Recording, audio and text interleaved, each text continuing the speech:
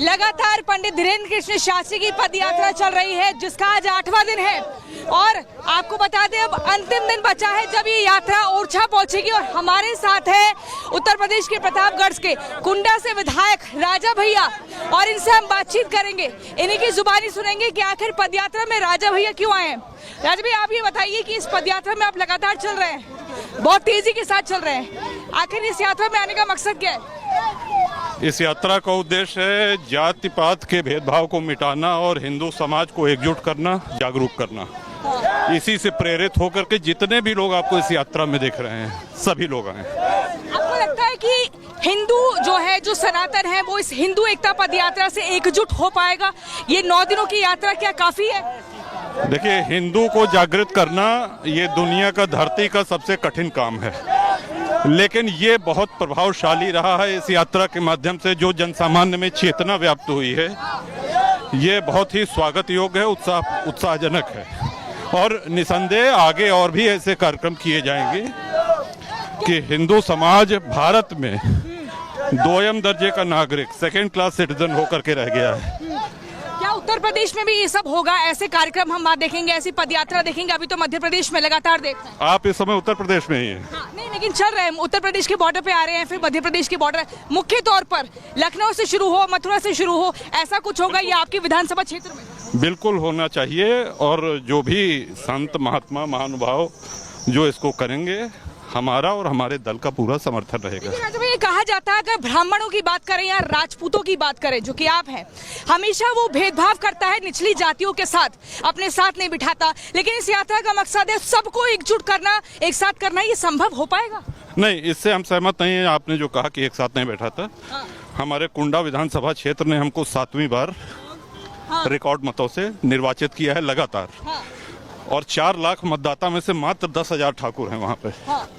तो सभी का आशीर्वाद मिलता है। वोट तो मिल जाती है, लेकिन साथ में बैठ के खाने की बात हो। बिल्कुल आप आइए हमारे यहाँ, और यदि कहीं कोई भेदभाव है तो उसको दूर करने का जो प्रयास हो रहा है वो सराहनीय है। ये सराहनीय प्रयास है। उत्तर प्रदेश की अगर राजनीति की बात करें, आप भी वहीं से आते हैं, 27 में भी चुनाव है, क्या इस तरह की एक यात्राओं के बाद क्या राजनीति से जात पात का जो एक एजेंडा रहता है, जो एक विषय रहता है, वो हटेगा, मुद्दों पर बात होगी? क्योंकि यहाँ तो जातियों को एक करने का काम कर रहे हैं। बिल्कुल, जातिवाद से हिंदू समाज कमजोर होता है, जातिवाद जितना फैलाया जाता है। आज आप देखिए कि कितने राजनीतिक दल एक ऐसे दल से गठबंधन करे हैं जिसका घोषणा है कि हम सनातन को समाप्त कर देंगे। तो इस तरह की जब चोट सनातन पे होती है, हिंदुत्व पे होती है, और भारत तभी तक लोकतंत्र है जब तक हिंदू बाहुल्य है। इसको आप मानेंगे, भले ऑन कैमरा न माने। तो एक चेतना जगाने का काम हिंदू समाज में समय समय पर संतों महात्माओं द्वारा होता रहा है, उसी कड़ी में आप ये यात्रा देख रहे हैं। जिस तरीके से हम लगातार बार बार ये देख रहे हैं, ये कहा जा रहा है कि जात पात की करो विदाई और हिंदू सिख ईसाई सब हो जाओ भाई भाई। हम सब हिंदू भाई भाई, सिख तो हमारे ही हैं, अलग थोड़ी हैं। अच्छा, ये बताइए, मुस्लिमों में जहाँ से आप आते हैं वहाँ पर मुस्लिम बहुल इलाका है, क्या वहाँ पर मुस्लिमों की क्या धारणा है? क्योंकि कहा जा रहा है कि इस तरह की यात्रा के जरिए सांप्रदायिकता का माहौल बनाया जा रहा है। नहीं, हिंदू अगर अपनी कमियां दूर कर रहे हैं, जातिवाद का जहर दूर करा जा रहा है और समाज को मजबूत कर रहे हैं, ये तो सकारात्मक काम है। इसमें जहर कहाँ से आ गया? ये तो अमृत है। अगर हम संभल की बात करें, इन दिनों काफी चर्चा में है संभल की वो जामा मस्जिद, जहां पे सर्वे हुआ, सर्वे के दौरान हंगामा हुआ, उसके बाद देखा कई सारे चिन्हित किए गए लोग जिन्होंने हथियार चलाए, महिलाएं भी चिन्हित की गई। कैसे आप देखते हैं? बार बार वर्षी बैठ का हवाला दे रहे हैं, क्या टीम सर्वे नहीं करने जा सकती? संभल प्रकरण एकदम सरल है, न्यायालय के आदेश पे सर्वे का काम शुरू किया गया। और जो भी पीछे और जो भी आगे इस तरह के राजनीतिक दल हैं या जो भी लोग हैं, अदालत का निर्णय सर्वमान्य होना चाहिए। राजा भैया, बार बार ये कहा जा रहा है कि इस भारत की समस्या का एक ही हल, वो है बजरंग दल, क्या आप भी मानते हैं? नहीं, हम ये कहेंगे कि बजरंग दल और बजरंग दल के सभी जितने समर्थक हैं, कार्यकर्ता हैं, हिंदू जागृति के लिए, हिंदू उत्थान के लिए उन्होंने बहुत महत्वपूर्ण काम किए हैं और सराहनीय काम किए हैं। योगी जी बार बार कह रहे हैं बटेंगे तो कटेंगे, मोदी जी कह रहे हैं एक रहेंगे तो सेफ रहेंगे, आप समर्थन करते हैं इस तरह के नारों का? हम उससे एक कदम आगे हम ये कहते हैं कि जुड़ोगे तभी बचोगे, और कटोगे तो बटोगे, बटोगे तो कटोगे जो नारा है, आप देखिए तो united we stand divided we fall हमेशा से रहा है, उसी का हिंदी अनुवाद ये है। तो हम पूर्णतः सहमत हैं, हम ही नहीं हर आदमी सहमत है, लोग इसकी सच्चाई इसकी असलियत समझ रहे हैं।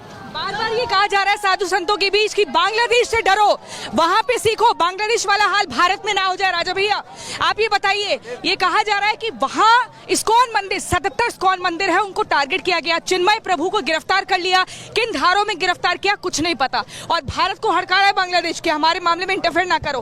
क्या बांग्लादेश से सीख लेने की जरूरत है? बांग्लादेश और पाकिस्तान सबसे जीवंत उदाहरण है इसमें। हमने ट्वीट भी किया था, एक्स पे हमने पोस्ट भी किया था, और सिर्फ इसलिए कि वो हिंदुओं की आवाज़ वहाँ पे थे इसलिए उनको गिरफ्तार किया गया है। बिल्कुल इसकी निंदा, और जिस तरह से हिंदू वहाँ मारे जा रहे हैं, चुन चुन के हिंदुओं को निशाना बनाया जा रहा है, उनकी संपत्ति उनके घरों को नुकसान पहुँचाया जा रहा है, बिल्कुल विश्व इसका संज्ञान ले और विश्व के सारे हिंदू मुखर होकर के इसमें बोलने की आवश्यकता है। इस विषय में हमने एक्सपर्ट पोस्ट भी किया है, वो भी आप देख सकते हैं। आपको क्या लगता है, जैसे क्या बांग्लादेश भारत को ही कुछ बताना चाह रहा है कि भारत में अगर हिंदू एकजुट होंगे, सनातनी एकजुट होंगे, तो बांग्लादेश में भी मुस्लिम एक होंगे? क्या आपको लगता है कि कुछ ऐसा नैरेटिव सेट किया जा रहा है? नहीं, एक बात तो स्पष्ट है कि आज़ादी के समय 27% की आबादी घट के 8 हो गई, और पाकिस्तान में 23% से घट के 1% से भी कम हो गई है। तो हिंदू वहाँ मारे जा रहे हैं, उनका बलपूर्वक धर्म परिवर्तन किया जा रहा है, भगाए जा रहे हैं। तो ये तो सच्चाई है।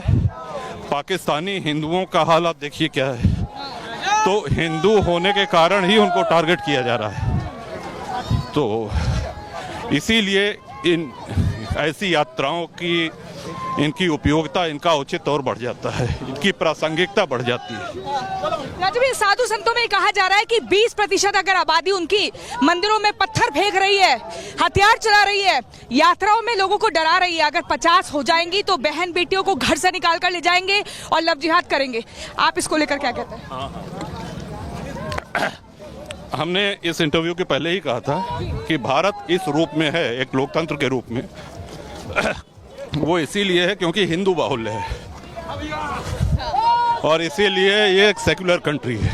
हिंदू बाहुल्य तो है, लेकिन बार बार ही आप थक गई हो तो नहीं। बैठिए जा थोड़ी देर।